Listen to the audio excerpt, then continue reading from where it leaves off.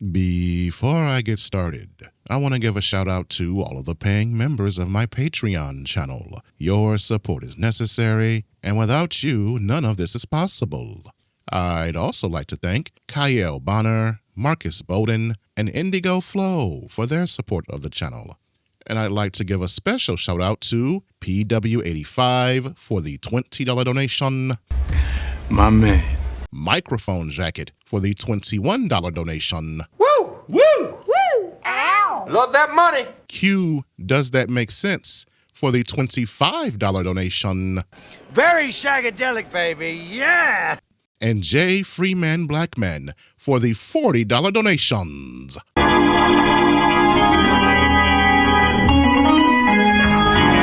And if you'd like to support the channel directly, Cash App and PayPal are available.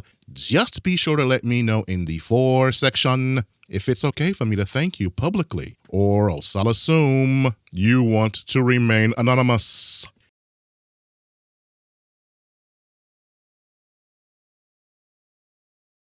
Here we go. The top at 5 o'clock once again, another local teacher in trouble, arrested after allegedly having a relationship with a student. Laymans Journal, Chapter 276. If you've been following my channel for a while now, specifically my live streams, then you know one of the things that I routinely talk about is the epidemic of teachers or adult women seducing underage boys. I do that because we live in a culture that tends to assume the worst of men while simultaneously assuming the best of women. We think predator behavior and PDF file behavior is exclusive to men, that women cannot or are not capable of exuding the same traits. Not only that, but we also tend to assume that underage males that are touched by adult women like the experience, that there's little to no harm when an adult woman has an intimate encounter with a teenage boy, which is why the women who do engage in predatorial or PDF file behavior are not punished to the same extent as men guilty of doing the same thing. Because oftentimes these women are attractive, and we think they're too pretty to lock away in prison, and that they just need help. But when men do it, we throw the book at them. Regardless of how attractive they are, those men face long terms in prison. And so I highlight these cases of predatorial women to let people know, yeah, women can be just as evil as men. Yet still, you get these individuals, like this woman here, that still assumes men are the problem. Women are told to take self-defense classes. Yes. Don't dress provocatively. Yes. Don't be a Okay. carry a knife, carry pepper spray, carry all of these things. So you're telling me to do all of these things to make sure that I'm not or attacked. Right. But then if I get or attacked, you don't believe me. But you told me to do all of these things. And so if I'm being attacked, somebody's doing it. But we're never talking about who. We're not telling the attackers not to attack. We're telling the victim don't get attacked. So every man that heard that was just like, well, I would never. But every woman you know has either been sexually harassed or sexually. So we're not doing it to each other. So how is it that no man has done it, but it has happened to every woman? What you just said is one of the most insanely idiotic things I have ever heard. Yeah, that was some really dumb stuff. And we're going to talk about it. So, let's get it.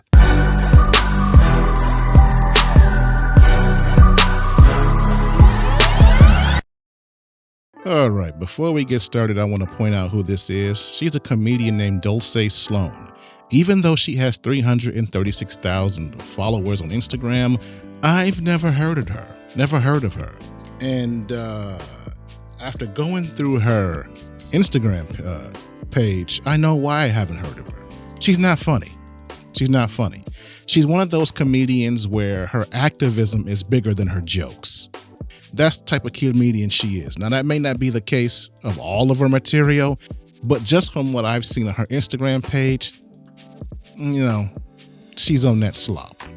But anyway, let's break down segment by segment everything that she says, and I'll respond to it. So here we go. Women are told to take self-defense classes. Yes. Yes. Don't dress provocatively. Yes. Don't be a Okay. carry a knife, carry pepper spray, carry all of these things. So you're telling me to do all of these things. Well, yeah, but you know what? Men are taught to do the same thing. As a man, we're taught to know how to defend ourselves. We're taught how to fight. Since we're little kids, 4 or 5, 6 years old, our bigger brothers or our fathers will play fight with us and give us tips on boxing and what to do and not to do in a conflict. This is the way that men are trained. So this isn't something that's exclusive to women. You know, even when it comes to carrying pepper spray and knives, that's also something that I was taught as a man coming up. Be sure you arm yourselves, especially in a place like Detroit, where you can have concealed carry. You know, exercise your Second Amendment right. So having self-defense skills and, having weapons to defend yourself, that's not gender specific. That's for both men and women. Now, women are told not to reveal too much. That is true. That is true. But that's just common sense. You know, if you're going to be out there on the town, why dress half naked? You know. But anyway, let's keep on going. To make sure that I'm not a or attacked. Right. But then if I get a or attacked, you don't believe me. Well, there's a reason why men don't believe you. There's a reason why men don't believe you. And that's largely because too many women have lied about being victims. Okay? But who remembers, let's go run down the list. Who remembers Brian Banks? Okay? He was a 16-year-old kid, the football phenom, who was falsely accused of forcing himself on another student at his school. I forget how long he went to prison, but he was finally cleared when this alleged victim admitted that she lied. Okay? Who remembers the case of the Duke lacrosse kids? Remember that? The 4 or 5 young men that were accused of forcing themselves on an exotic dancer? How about Michael Irving? How many times has he been falsely accused of forcing himself? Then there's the rapper Nelly. He's been falsely accused. Chris Brown. He had the text messages of the girl who accused him. And of course, we have Emmett Till. So we can go back 100 years in this country. Heck, we can even go to the Bible.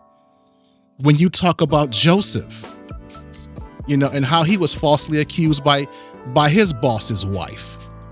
So if you want to know why men don't trust women when they say they've been forced on or a man has forced themselves on them, is because you have a long track record of falsely accusing men. Even God writes about it in the Bible. That's why. So if you want to know why we don't believe you, check your other ladies for lying about what happened to them. But you told me to do all of these things. And so... First of all, so she's talking about getting armed and being... having self-defense. And that doesn't make any sense. There is no correlation between that and women lying, or of us refusing to believe that they've been victims. That's an illogical statement. If I'm being attacked, somebody's doing it. But we're never talking about who. We're not telling the attackers not to attack. And you know what? I'm so tired of hearing that nonsense. We're not telling the attackers not to attack. Okay, if it's so simple to tell someone not to do something, there would be no crime. Even a person that's doing the attack, they knows they're doing wrong. They know they're doing wrong. They know they're doing wrong. Every criminal that is of sound mind that went to prison for a violent crime knew he was doing something wrong. Okay? The reason why they do it isn't because we don't tell them. It's because they don't listen. It's because they want to do the evil anyway. And it's such a trivial, stupid thing to say. Oh, well, tell someone not to force themselves on someone. Oh, okay. How often do we tell people not to do drugs and they do drugs? How often do we tell people not to drink and drive and they drink and drive? How often do we tell people not to steal, not to commit crimes, and they still commit crimes? Telling someone not to do something doesn't stop them from doing the evil thing that they want to do. This is child's logic. It doesn't help your situation at all. Just tell criminals not to do so. Okay, fine. By that logic, we should be able to go to a prison, release all the prisoners and say, hey, just don't do crime. And you know what would happen? They would do crime because criminals don't listen to what you tell them, which is why we put them in prison. You goof ball. I'm sorry for being like that. I don't want to get into a ad hominem attacks, but whenever I hear people say something stupid, I just assume they're stupid. And I shouldn't be that way. But that's a terrible thing to say. We're telling the victim don't get attacked. So every man that heard that was just like, well, I would never. But every woman you know has either been harassed or... Let me go back. She says, we're telling the victim not to be attacked. Now, this may be insensitive, and I don't want to be accused of blaming the victim here. But let me tell you a couple of quick stories. When I was 8 years old, my father bought me a red BMX bike. And everybody wanted a BMX bike, and I had one. But one of the things that he told me, okay, is that he said, Sonny, I realize that from time to time, you're going to want to come in the house to use the bathroom, get a drink of water, etc. Okay, you have a nice bike. There are people in this neighborhood that want your bike. When you come inside, either you bring the bike up on the porch or you take it in the backyard, but do not leave it out front. He told me that several times, and guess what I did? I would leave it out front. And sometimes he would get the bike and he would put it in the back, or he would put it in the basement, or he would drag it up on the porch. And he would yell at me. He would say, Sonny, I told you not to leave your bike outside. Someone will come and steal it. And for 2 years, he told me this, from the time that I was 8, 9, even 10 years old, not to leave my bike outside. And I didn't listen. And one day, lo and behold, someone stole my bike. And you know what happened? I got a spanking for that. Because he told me not to leave the bike outside. Even though the person who took my bike was wrong, I was told what to do to avoid the bike being stolen. So I still got blamed for that. I can tell you about another occasion. I went to an arcade when I was about 11 years old, and I had some money left over. And as we were walking out, I was counting the money in my hands. And the adult at the time who was with me yelled at me and said, put your money in your pocket. Don't ever come out in the public counting money. Somebody will hit you over the head and take it. Even though they would be wrong, they were teaching me, get this, not to put myself in a position to be a victim. And this goes back to what she was saying earlier. Yes, that's why we tell women not to dress a certain way, because you don't want to invite yourself being a victim. Not that if you dress properly, people won't attack you. You know, I've had my house broken into. I've had cars that were stolen that were locked. Okay, so that stuff does happen even if you do the right things, but you don't want to make it easy for the attacker. You don't want to invite the attacker. These are all things that I was taught as a male growing up in the inner city about how to make sure that I don't become an easy victim. Okay? And so that's why sometimes some people blame the victim. Like I said, I've been victim blamed when my bike was stolen. I was victim blamed when I was counting money out in public. That happens. Don't put yourself in a position where you can be a victim. Not that you won't be, but don't make it easy on your attacker. Don't make yourself a target. We're telling the victim don't get attacked. So every man that heard that was just like, well, I would never. But every woman you know has either been harassed or... That's complete BS. First of all, she's conflating what it means to be harassed and someone forcing themselves on you and taking your body from you. And there's no correlation, because let me tell you something. Everyone, male and female, have been harassed. Okay, the first time I was solicited for intercourse, I was 11 years old. The girl was 15. And she kept pressing me for it when I was 11. Okay, I remember in high school, there was a woman who told me what she wanted to do with me in an intimate encounter. At that time, I was 15. Okay, I remember I was working in a factory once, and there was a woman who kept pressing on me and wanted me to take her out. And I said, no, I wasn't interested. And finally, she just asked me in front of everybody, you know, what's wrong with you, N-word? You afraid of the cat? But she didn't use cat, she used the P word. So spare me with this whole thing that, every woman has been a victim of this. Every man I've known has been harassed. Every man has been harassed. That's just a part of life. It's not right, but it happens. Now, as far as every woman, and to conflate that between harassment and being forced upon, those are two radically different things. I've been harassed, okay? But I can't, I would never say that someone being, forcefully penetrated is the same as being harassed. That's crazy talk. Absolute crazy talk, okay? And this goes back to something at the top of the video. When I was talking about these teachers that force themselves on underage boys, okay? We need to stop acting like men are just the problem. Women do these things too, and they do them to children as well. So we're not doing it to each other. So how is it that no man has done it, but it has happened to every woman? That's another goofball logic. Because there are a minority of men who do those things. Okay? Just because it happens to a lot of women doesn't mean a lot of men are doing it. You have men that are serial offenders. And again, she's conflating harassment with forced intercourse. And those are two separate things. Being forced intercourse, that's something completely different. That's more horrific. Absolutely horrific. Foolish logic.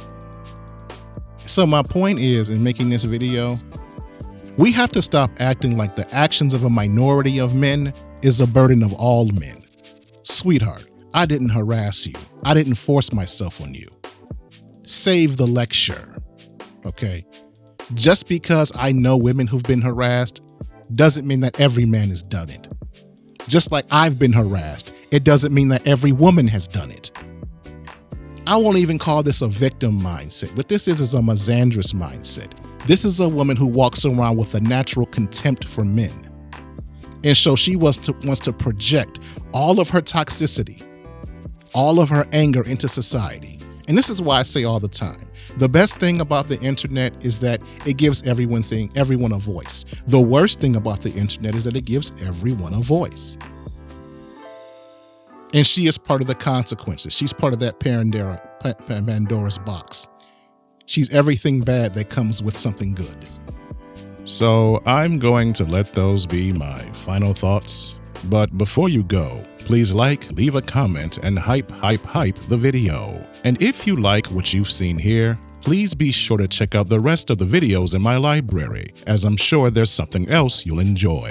And if you have any suggestions for a topic you'd like to see me address, feel free to let me know. And that's it. That's all I have to say about it. What do you have to say about it? Leave a comment in the comment section and let's have a conversation.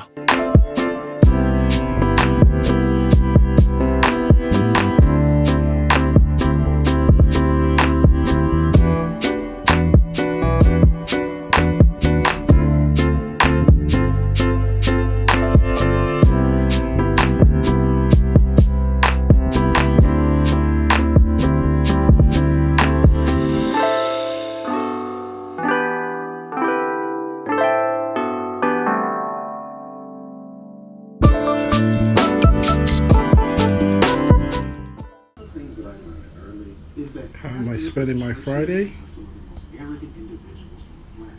Some jerk chicken with rice seasoned, red beans and some bread. Got some red wine over here. And I'm watching Layman's Journal on YouTube. Shout out to the brother Layman. Check him out. I'll leave the link in the description. It's your boy Calvin King. And this is how I'm enjoying my Friday.